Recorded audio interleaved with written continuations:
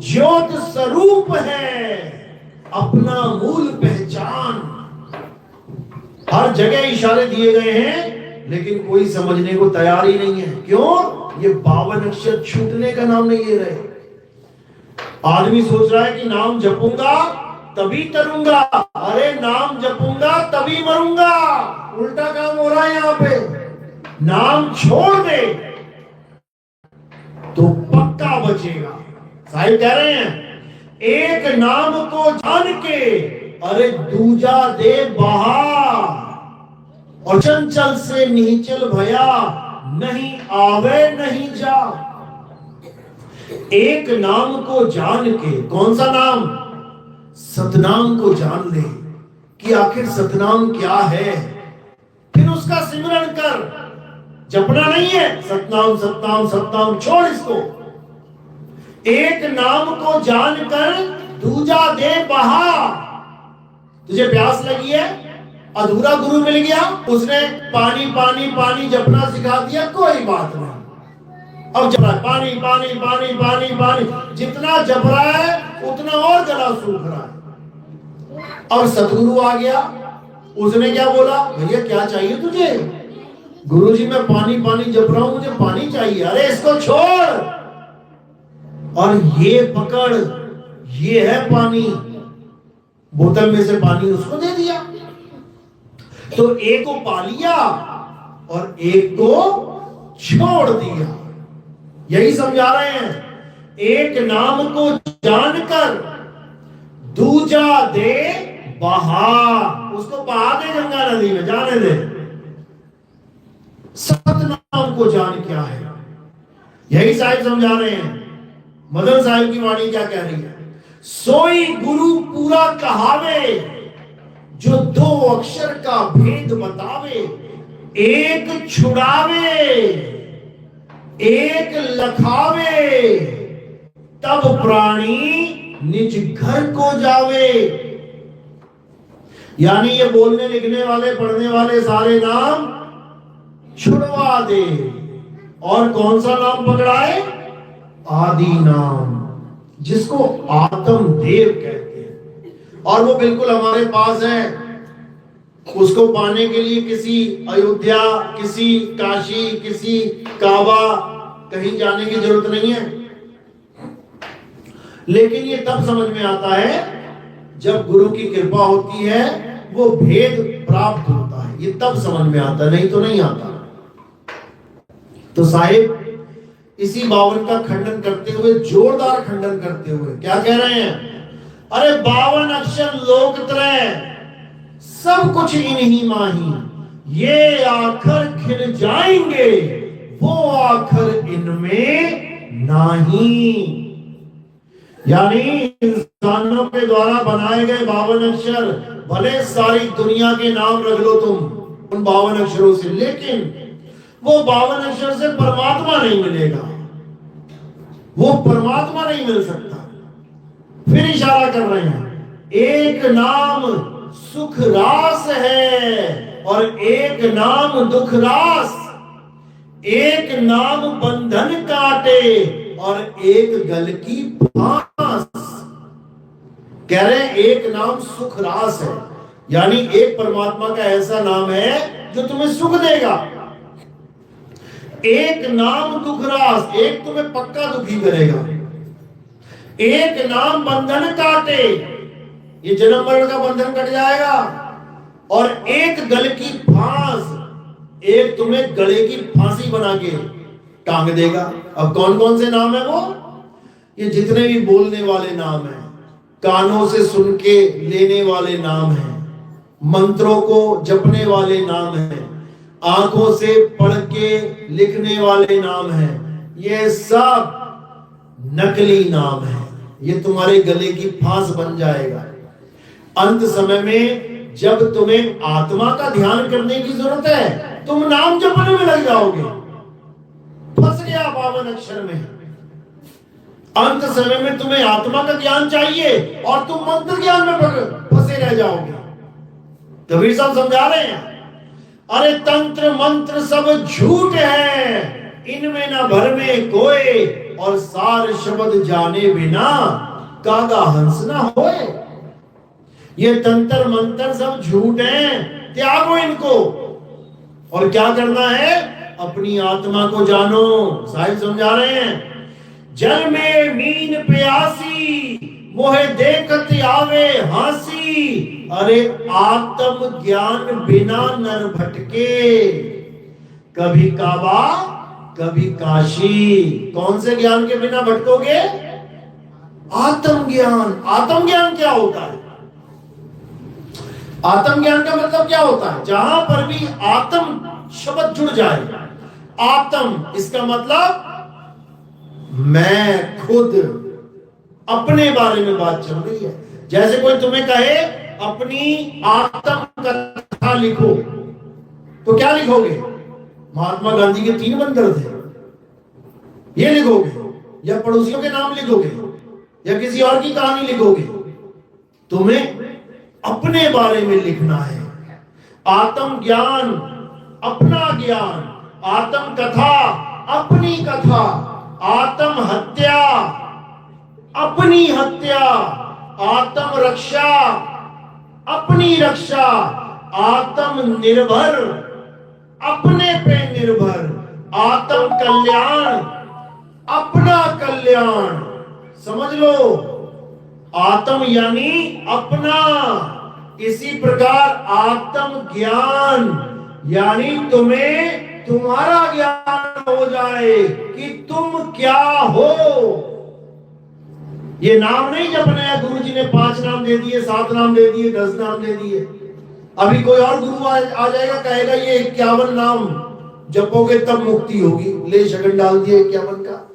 फिर उससे बड़ा कोई आ जाएगा, ये 101 नाम जपने पड़ेंगे तुम्हें। मर जाओगे नाम जपते जपते।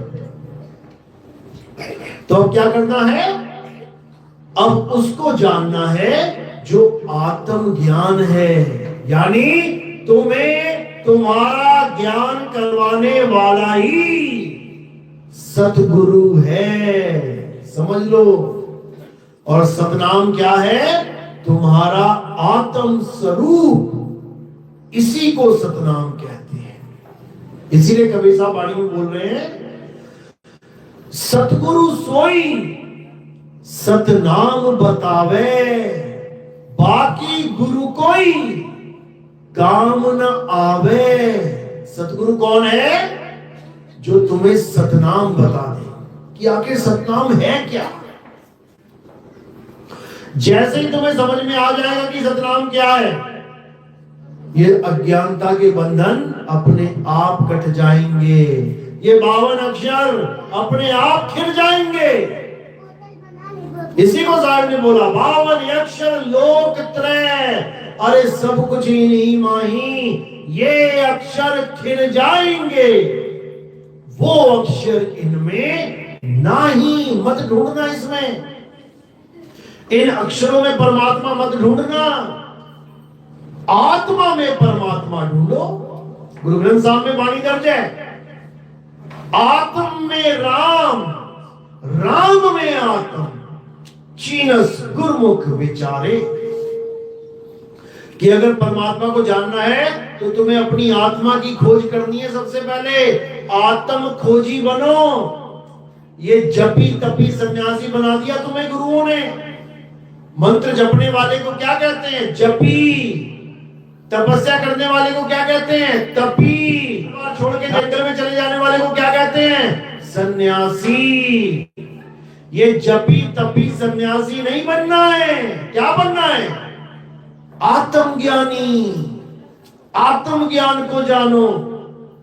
तो कबीर साहब कह रहे हैं, जब लगना चीनोगे आत्म, अरे तब लगना मिली है परमात्म। आत्म चीने परमात्म चीने, संत कहावे सोए, और यह भेद काया से न्यारा, बूझे बिरला कोई। ये इस काया का खेल नहीं है कि यहां ध्यान लगवा दिया, यहां पे नाम जपो, यहां ध्यान लगवा दिया, कंठ में ध्यान लगवा दिया, नाभि में ध्यान ये वाला खेल नहीं है। कहां ध्यान धरना है? शब्द में ध्यान धरना है, सीधे डायरेक्ट विहंगम चाल से। और लोग ध्यान कहां करते हैं? यहां पे। अब कबीर साहब फिर मना कर रहे हैं, कह रहे निज मन करत जहां ठकुराई, सो नैनन पिछवाड़ा है। यहां नैनों के पीछे निज मन है, परमात्मा नहीं है। निज मन यानी ज्योति स्वरूपी काल भगवान। निज मन करत जहां ठकुराई, सो नैनन पिछवाड़ा है, कर नैनो दीदार महल में प्यारा है। ये नकली ज्ञान है, इसको बायकाट कर दो, काटा मार दो। यहां पे कोई ध्यान मत लगाना गलती से भी। क्यों? क्योंकि फिर उस अवस्था को प्राप्त हो जाओगे जिसमें भोले शंकर की अवस्था है। समझ लो, फिर मुंह से कुछ बोलोगे सत्य हो जाएगा, और तीसरी आंख खोल दी क्रोध में तो भस्म कर दोगे किसी को भी, पाप के भागीदार बन जाओगे। समझ लो, परमात्मा प्रेम का सागर है, क्रोध का सागर नहीं है। जिसकी तीसरी आंख जागृत हो जाती है, किसकी निशानी है तीसरी आंख? बताओ जरा, क्या कहते हैं? शंकर जी की तीसरी आंख खुल गई तो क्या होगा? प्रलय हो जाएगी। समझ लो, तो परमात्मा क्या प्रलय करवाएगा सबकी? वो प्रेम का सागर है, वो अमरता का सागर है। वहां पहुंच गए तो कभी प्रलय नहीं हो गई, कभी महाप्रलय नहीं हो गई। ये जन्म मरण का खेल ही खत्म हो जाएगा। तो साहिब कहते हैं जो वहां पहुंचेगा उसकी स्थिति क्या बनेगी? अरे हम ना मरे, मरिम संसारा, हमको मिला जियावन हारा। अब मुझे वो परमात्मा मिल गया जो शांत है, अचल है, अविनाशी है, क्रोध वाला खेल ही नहीं है। समझ लो। तो कैसे मिलेगा? विहंगम चाल से मिलेगा। यानी अब रुक रुक के नहीं जाना है कि त्रिकुटी में ध्यान लगा के फिर आगे जाएंगे, 1 मंजिल 2 मंजिल 5 वाणी मंडल फलाना, ये सब नहीं है, ये सब नकली है। असली क्या है? विहंगम चाल, यानी डायरेक्ट सीधे मंगल ग्रह पे रॉकेट छोड़ा तो मंगल में ही जाएगा वो ऐसा नहीं कि पहले चांद पे जाएगा, फिर कहीं और जाएगा, फिर कहीं और रुकेगा, फिर कहीं और रुक के जाएगा। सीधी गाड़ी मिलेगी आपको, डायरेक्ट फ्लाइट। तो इसी को साहिब ने बोला, शब्द विहंगम चाल हमारी, और कहे कबीर सतगुर दई तारी। वो ताली मिलेगी, वो चाबी मिलेगी जिससे तुम्हारा असली दरवाजा खुलेगा और तुम काल की नगरी से बाहर हो जाओगे। अभी काल की नगरी में बैठे हो, ये काल की नगरी, ये काया ही है। अभी इसमें बैठे हो, ताला लगा दिया उसने। अब निकलोगे कैसे? जब विहंगम चाल मिलेगी तब। शब्द विहंगम चाल हमारी, कहे कबीर सतगुर दई ताली। अरे खुले कपाट, शब्द झनकारी। ये शब्द झनकारी क्या है? यही है सार शब्द, यही है तुम्हारा असली सत्य स्वरूप। इसी को प्राप्त करने पे सारे भरम खत्म होंगे, नहीं तो 5 नाम 5 गुणों के चक्कर में सारा संसार बह जाएगा।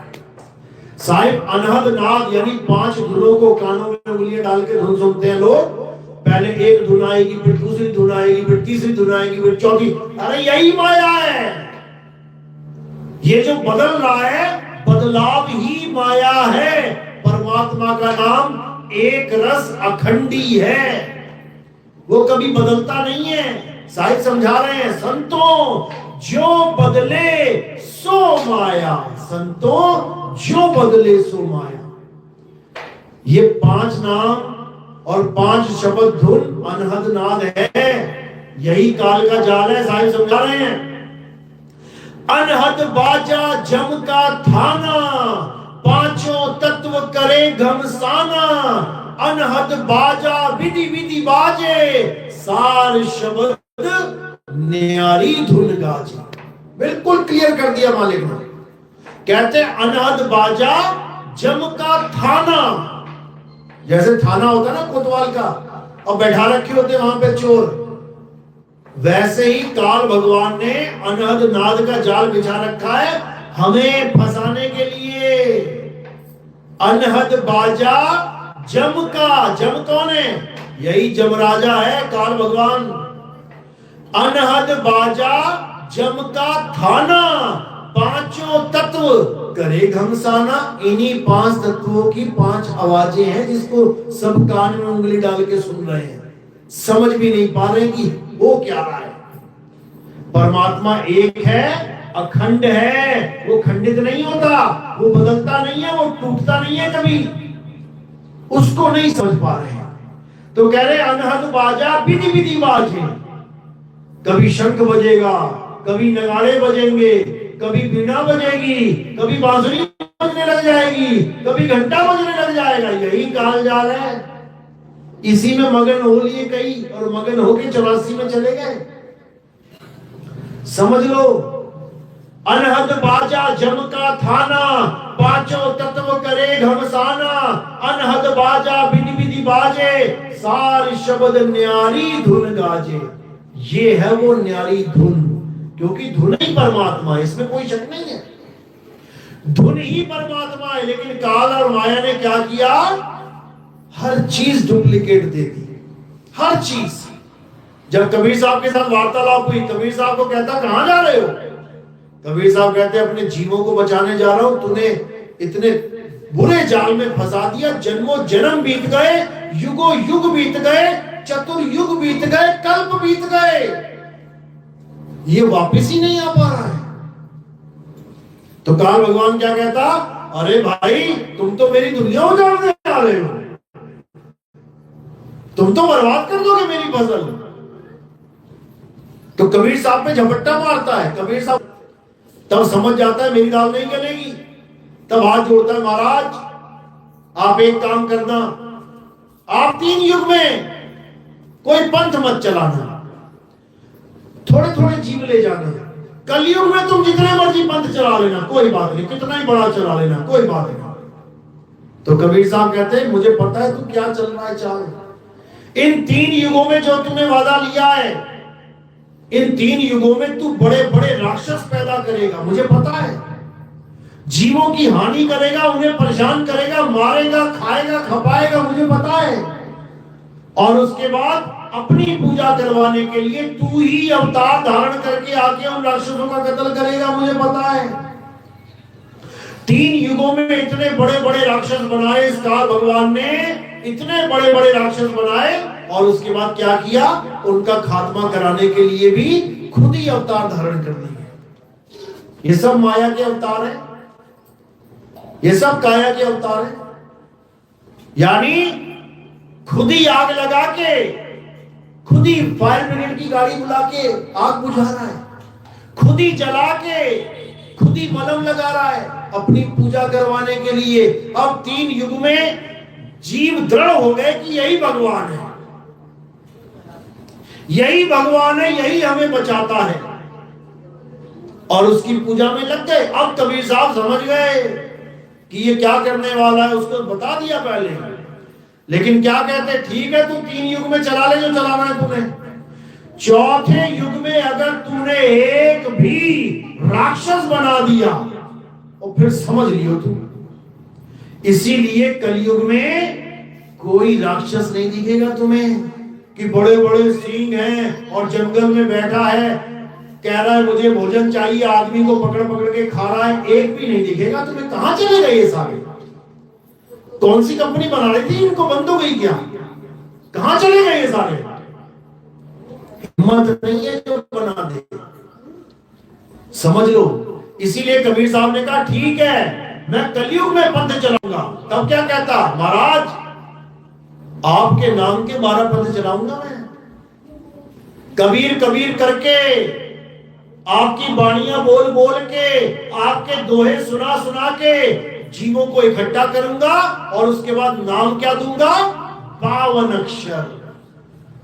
क्योंकि आप नाम देना चाहते हो ना। जब कबीर साहब को उसने पूछा कि आप कैसे बंधन काटोगे, कबीर साहब कहते हम नाम दे के बंधन काटेंगे। वो कहता मैं भी नाम दे दूंगा। तुम कितने नाम दोगे? मैं उससे ज्यादा दे दूंगा। मैं 52 अक्षरों के द्वारा नाम ही नाम फैला रखे हैं, सबको नाम बांट दूंगा। नकली। तब वो क्या कहते, मेरा नाम जाप में नहीं आएगा, वो अजपा जाप है। तो काल भगवान कहता मैं भी अजपा दे दूंगा। कैसे? मैं श्वासों में दे दूंगा, जीव का कोई काम ही नहीं रहेगा। मैं श्वासों में नाम जपवाऊंगा, जीव का कोई काम नहीं रहेगा। और ये जीव जो बेचारा है, ये कम अकल का है, समझ ही नहीं पाएगा। ये सोचेगा शायद इसी को अजपा जाप कहते हैं, क्योंकि मुंह से तो जपना ही नहीं है, श्वासों में दे दिया। सोहं सोहं सोहं, श्वासों में दे दिया। ओहं कोहं वोहं, राम शिव श्याम वाहिगुरु अल्लाह, सारे नाम सोहं चल रहे हैं श्वासों में। तब कबीर साहब कहते हैं मैं ये भी नहीं, मैं अनहद नाद दूंगा। ये तो टूट जाता है, आया गया टूट गया। मैं अनहद दूंगा, यानी जिसकी कोई हद ना हो। तो काल भगवान कहता वो कितने हैं? साहिब कहते वो एक है। कहता मैं 5 दूंगा। तुम 1 दोगे, मैं 5 दूंगा। मैं भी अनहद नाद दूंगा। तो कबीर साहब कहते फिर मुझे अनहद के ऊपर भी बोलना पड़ेगा, मैं सार शब्द दूंगा। तब काल भगवान कहता महाराज ये कौन सा शब्द है, मुझे भी बता दो ताकि मैं जीवों की मदद करूं निकलने के लिए। कबीर साहब कहते हैं ये तुझे कभी समझ में नहीं आने वाला। इसी कबीर साहब ने ये वाणी बोली जीवों को जगाने के लिए कि जाप अजपा और अनहद में मत फंसना, ये काल जाल है।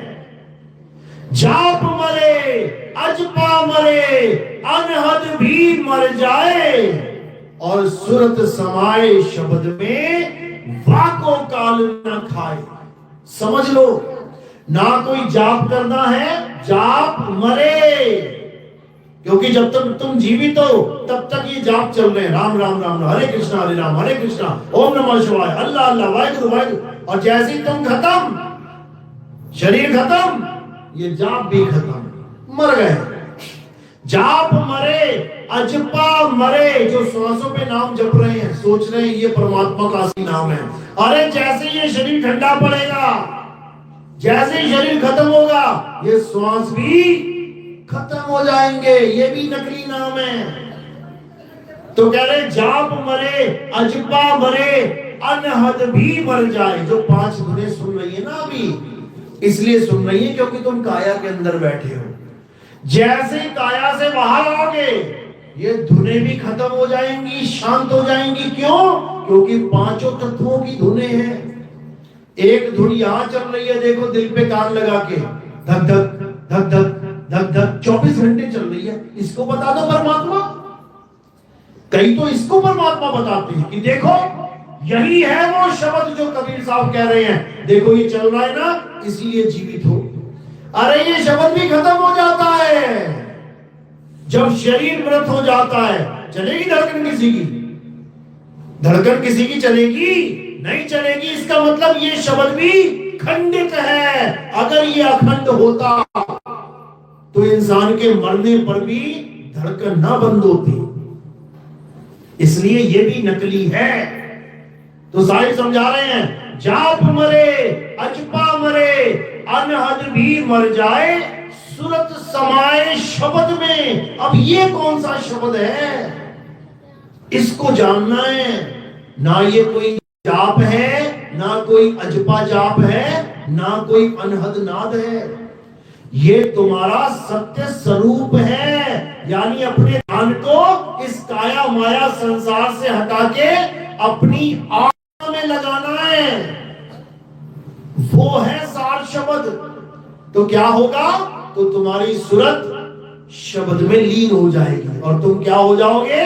तुम इस काया से जो भी माने बैठे हो, मैं काया हूं, मैं जवान हूं, मैं बूढ़ा हूं, मैं आदमी हूं, मैं औरत हूं। अरे तुम जवान बूढ़े आदमी औरत नहीं हो। ये शरीर जवान बूढ़ा आदमी औरत है। तुम शरीर नहीं हो। तुम क्या हो? आत्मा हो। आत्मा हो तुम। लेकिन तुम्हें आज तक ये पता ही नहीं लगा कि तुम आत्मा हो। क्यों नहीं पता लगा? क्योंकि तुम्हारे जीवन में कभी आत्मज्ञानी गुरु आया ही नहीं। अगर आत्मज्ञानी गुरु आया होता तो तुम्हें कभी मंत्र देता ही नहीं। तुम्हें किसका ज्ञान देता? आत्म ज्ञान देता। तुम्हें तुम्हारी आत्मा का ज्ञान देता। वो कभी ये ना कहता कि ये गुरु और वो चेला है। अरे ये भी काया है, वो भी काया है, ये भी मरेगी, वो भी मरेगी। फिर तो गुरु जी भी मर गए, बचाएगा कौन काल से?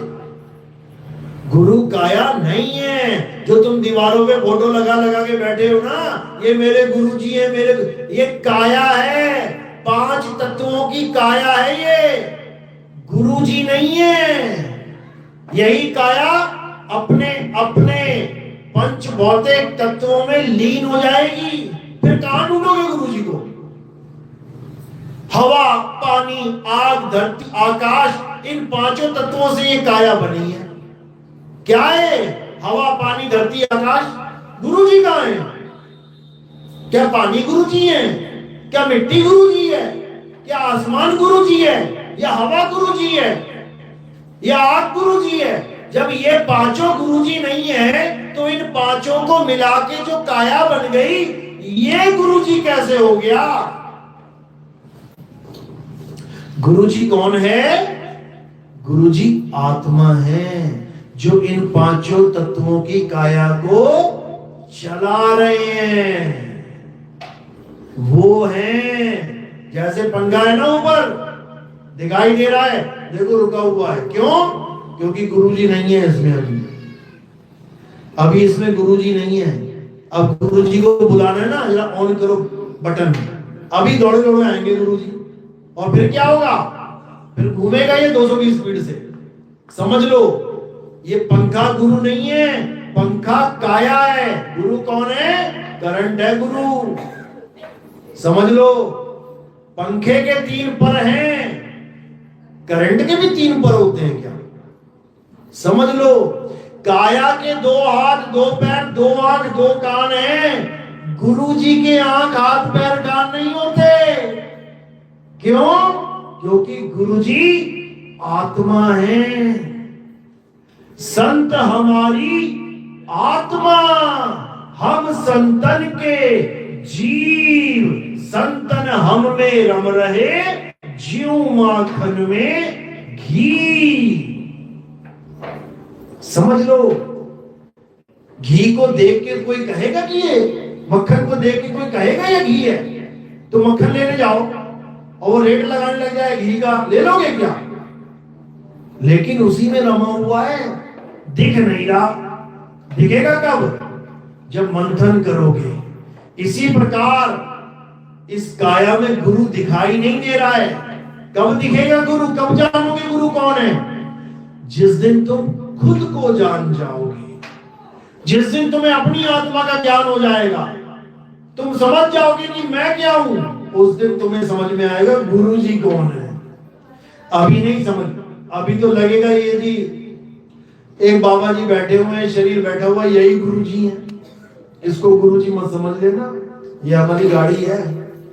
ये गाड़ी है, गाड़ी को ही बॉडी कहते हैं। गाड़ी चलाई जाती है, 11 नंबर की गाड़ी है, 2 टांगों पे चलती है। चलाने वाला कौन है? आत्मदेव, वही गुरु है। उसी को शब्द गुरु कहते हैं। नानक साहब कहते हैं शब्द गुरु, सूरत धुन चेला। यानी असली गुरु कौन है? शब्द गुरु है।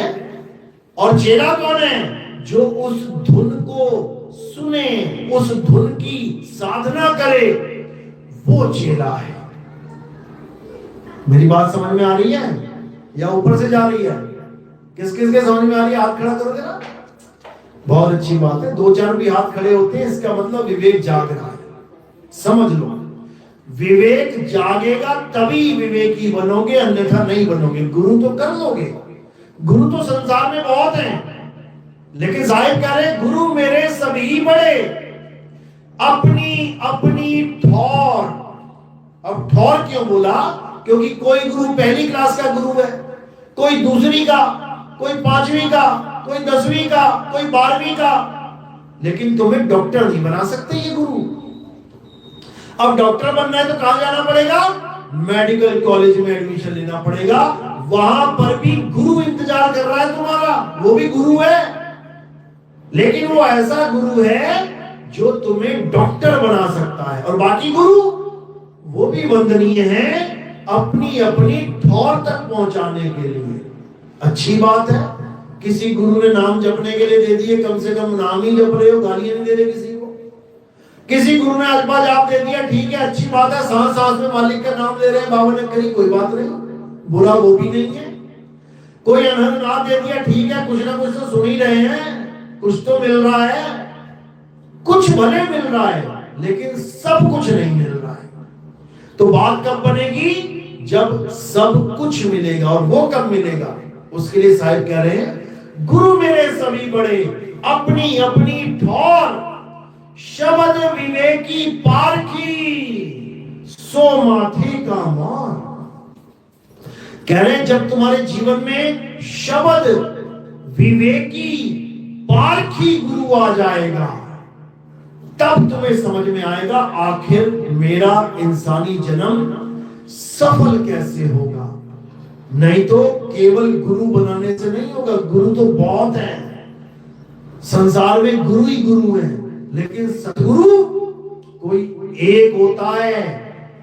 समझ लो, जिसके लिए बाबा जय गुरुदेव ने तो पहले से ही पता नहीं कितनी भविष्यवाणियां कर रखी है। पढ़ो जरा किताबें, उनकी पत्रिकाएं आती थी, यहां तक बोल दिया कि जो आने वाला संत होगा, समझ लो, उसके नाम से कल्याण होगा, जय गुरुदेव नाम से कल्याण नहीं होगा। लिखा है कि नहीं लिखा है? उन्हीं के मुखार बिंद से निकले वचन हैं। वो खुद कह रहे हैं कि एक झंडा जो फहरेगा वो आगे फहरेगा, अभी नहीं। क्यों? क्योंकि उनके जाने के बाद उनके पंथ के खुद ही पता नहीं कितने हिस्से हो गए। कितने गुरु बने बैठे हैं? कितने हैं? 10। बताओ, एक पंथ के 10 पंथ हो गए। अरे 18 छोड़ो, 18,000 हो जाएंगे।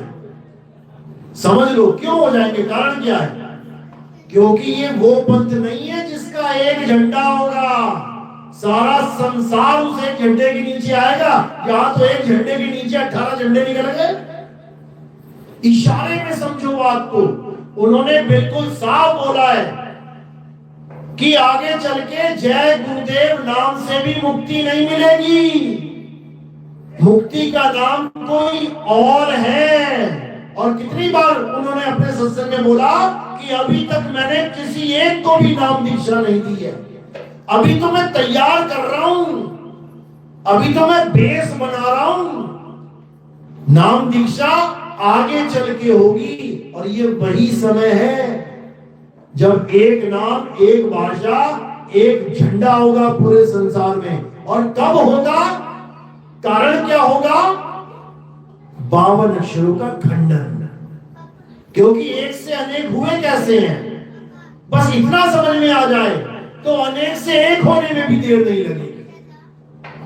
कैसे हुए एक से अनेक? परमात्मा तो एक है ना, सदा सदा से परमात्मा एक है, तो इतने पंथ कैसे हो गए? जबकि सब यही कह रहे हैं परमात्मा एक है, एक है, एक है, फिर इतने पंथ क्यों हो गए? केवल 52 अक्षरों की वजह से। किसी ने राम बना दिया, किसी ने श्याम बना दिया, किसी ने जय गुरुदेव बना दिया, किसी ने राधा स्वामी बना दिया, किसी ने सतपाल जी महाराज का बना दिया, किसी ने रामपाल जी का बना दिया। सब अलग अलग पंथ बन गए। किस कारण? केवल 52 अक्षरों की वजह से। क्या है वहां पे अलग? सब कह रहे एक परमात्मा, एक परमात्मा, लेकिन अलग क्या है? नाम दीक्षा अलग है। तुम्हें ये 52 पकड़ा दिए, वहां वो 52 पकड़ रहे हैं, वहां वो 52 पकड़ा दिए। सब अपने अपने 52 यानी अपने अपने मंत्रों को लेके ज्ञानी बने हुए हैं। अलग होने का कारण क्या है? ये 52 अक्षर एक होने का कारण क्या होगा? यही 52 अक्षर त्यागने पड़ेंगे। समझ लो। और कैसे त्यागेंगे? तत्व ज्ञान के द्वारा। एक पानी का गिलास अंदर रखा हुआ है, अंग्रेज को अंदर भेजा, उसको पूछा क्या है इसमें गिलास में, बाहर जाके लिख के आओ। उसने क्या लिखा? वाटर। एक हिंदुस्तानी को भेजा, हिंदी भाषा वाले को, जा देख के अंदर क्या रखा बाहर, लिख बाहर क्या रखा है गिलास में। वो क्या लिख रहा है? जल। एक और गया अंदर, वो लिख रहा है पानी। एक और गया, तोए। एक और गया। सबने एक ही वस्तु के अलग अलग नाम रख दिए, अलग अलग पंथ चल पड़े, अलग अलग पंथ चल पड़े। कोई अल्लाह लेके बैठ गया, कोई गॉड, कोई वाहिगुरु, कोई राम, कोई अलग अलग पंथ चल गए। अब ये खत्म कैसे होंगे? जब सबको बोला जाए कि तुम अपना अपना ग्लास सामने रखो। क्या है तुम्हारा अल्लाह, क्या है तुम्हारा वाहिगुरु, क्या है तुम्हारा राम, क्या है तुम्हारा सत्पुरुष, क्या है तुम्हारा अलग पुरुष, क्या है तुम्हारा अगम पुरुष, क्या है तुम्हारा अनामी पुरुष, रखो सामने। तब क्या होगा? तब जैसे ही वो ग्लास अंदर से उठा के बाहर रखा जाएगा, झगड़ा खत्म। अरे यही तो वाटर है, अरे यही तो जल है, अरे यही तो पानी है, अरे यही तो नीर है, अरे यही तो तोय है। आगे सारे एक झंडे के नीचे। कब आए? जब 52 अक्षर हटा दिए गए। गरीबदास जी महाराज कहते हैं, अरे 52 अक्षर लेख राम रंग होरी हो, वो अक्षर या में नाही राम रंग होरी हो। कागज कलम कलेश, ये कलेश है। परमात्मा एक है लेकिन उसके नाम पे लड़ रहे हैं। क्यों? इन 52 अक्षरों की वजह से कलेश कर रखा है सारा। हटाओ 52 अक्षर अपने, छोड़ो तंत्र मंत्र जंतर। अब बताओ परमात्मा क्या है, कैसे मिलेगा? तब जाके एक झंडा होगा। ऐसे नहीं होगा कि तुम 5 नाम जप, कोई 7 नाम जप रहा है, कोई 20 नाम जप रहा है, तब एक झंडा हो जाएगा। कभी नहीं हो सकता। इसीलिए कबीर साहब ने बोला, जहां बोल तहां अक्षर आवा, जहां अक्षर तहां मन दरण आवा। अरे बोल अबोल मदि है सोई, और जिन ये लखा सो बिरला हुई। साहिब समझा रहे, जहां बोल तहां अक्षर आवा। जैसी तुमने मुंह से कुछ बोला, कोई भी नाम रखा परमात्मा, बोलने की देर है, अक्षर आ जाएगा। जहां बोल तहां अक्षर आवा, जहां अक्षर तहां मन दर रहा। जैसे नाम बने, अब ये मन क्या कर रहा है? उन अक्षरों को पकड़ रहा है, जप रहा है। अरे बोल अबोल मधि है सोई। इस भेद को जान लो। ये बोल कहां से आ रहे हैं? ये इतने सारे नाम मुंह से कैसे निकल रहे हैं? ये कहां से अक्षर आ रहे हैं सारे? ये सोई, ये उसी अबोल में से सारे निकल रहे हैं, उसी एक की ताकत से। एक आत्मा है, एक आत्मा, लेकिन कितने सारे अक्षर बोलते हैं उस एक आत्मा की वजह से। हिंदुस्तानी हिंदी में बड़बड़ बड़बड़ कर रहा है, अरबी अरबी में कर रहा है, जापानी जापानी में कर रहा है, अमेरिका में अंग्रेजी में कर रहा है। सारी दुनिया के लोग अक्षर पैदा कर रहे हैं। किसकी वजह से? आत्मा की वजह से। एक आत्मा की वजह से सारे भगवानों के नाम, सारे जयकारे, बोलो जय श्री राम, किसकी वजह से? आत्मा की वजह से। बोल रहे हैं अल्लाह अकबर, किसकी वजह से? आत्मा की वजह से। और जैसे ही आत्मा निकली, अब ना तो कोई जय श्री राम, ना अल्लाह अकबर, ना जय गुरुदेव, ना राधा स्वामी, ना कोई भी नाम निकाल के दिखा दो। तो क्या करना है? अक्षरों को किनारे करके आत्मा को जानना है, आत्मा को जानना है। चलो बात समझ में आ रही है? बहुत अच्छी बात है। बाकी हमारे सत्संग YouTube चैनल पे कहत कबीर सुनो भाई साधो नितिन दास, आप इस पे सर्च करेंगे आ जाएगा, या फिर नितिन दास के सत्संग YouTube पे लिखेंगे आ जाएंगे। गहराई से सुनना, बिना पक्षपात के। ये मत सोचना कि हमारे गुरुजी तो कोई और है, ये कोई और है। इस चीज को बिल्कुल दिमाग में मत लाना। परमात्मा एक है, और वो संतों से क्या क्या काम करवाते हैं, क्या क्या भेद बताते हैं, क्या क्या दीक्षा दिलवाते हैं, वो उनका काम है। सब संत परमात्मा की महिमा गा रहे हैं, लेकिन किसी को पहली क्लास का ज्ञान है, किसी को 5वीं का, किसी को 8वीं का, किसी को 10वीं का। लेकिन जो एक पंथ है जो पूर्ण ज्ञान लेके आया है, आपने केवल उसको पहचानना है। बाकियों को भी नमन है, किसी की बुराई निंदा नहीं है, ठीक है, जो गुरु जो ज्ञान दे रहा अच्छी बात है, कुछ तो दे रहा है, लेकिन कुछ से बात नहीं बनेगी। सब कुछ यानी 100% से बात बनेगी। इसी को कोड वर्ड में बाबा जय गुरुदेव ने बोला था कि वो जो इस झंडे को उठाने वाला है वो 20 साल का हो चुका है। पता है ना, 20 साल का हो चुका। अब बताओ कौन हुआ 20 साल का उस समय? वो रामपाल जी महाराज के चेले बता रहे, रामपाल जी हुआ 20 साल का। वो जेल में पड़ा हुआ है, वो जेल में जाने के लिए एक झंडा चलाएगा वो। 20 का मतलब समझ लो, अगर संत अपने मुंह से 20 बोल देता है तो इसका मतलब पता क्या होता है? क्या होता है? 20 साल। अगर संत अपने मुंह से 20 बोल देना, क्योंकि ये कोड होते हैं संतों के, अभी तुम्हें समझ में नहीं आएंगे।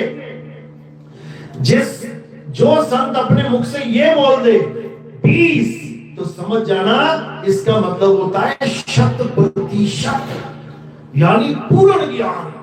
वो 20 साल का हो गया है, यानी पूर्ण ज्ञान आने वाला है। वो ज्ञान पूर्ण हो चुका है, अब वो तुम्हारे सामने बहुत जल्दी आने वाला है। इसी को भीषम भीषा कहते हैं, भीषम भीषा। समझ लो, कहते ना, जब आएगा भीषम भीषा, ना रहेगा ईसा, ना रहेगा मूसा, राज करेगा जगदीशा। तो जहां उन्होंने बोला 20 साल का, वो तुम उम्रें मत गिनने लग जाना कि तुम उम्रें गिनने लग जाओ जी 20 साल का हो गया, भूल जाओ।